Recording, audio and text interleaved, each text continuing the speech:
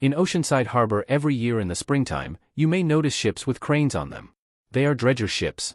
They remove sediments from the bottom of the harbor, making the waterway deep enough to allow vessels to enter and exit the harbor safely. On Thursday, April 25, 2024, a fire broke out on the Oceanside Pier.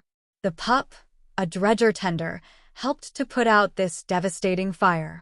The PUP is part of the fleet of ships that are owned by the Manson construction firm that is heading the dredger project for Oceanside Harbor.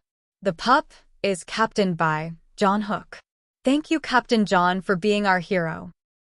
The total amount of sand dredged will be well over 855 million pounds.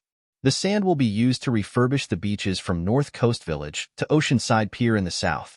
Please stay away from the equipment and coned-off areas. A woman was killed while sleeping on the beach in 2020 by dredging equipment. The webcam of Oceanside Harbor was used for much of this video. The webcam is paid for by America's Boating Club Oceanside. We depend on contributions from the general public in order to broadcast to our YouTube channel. Please donate, like, and subscribe.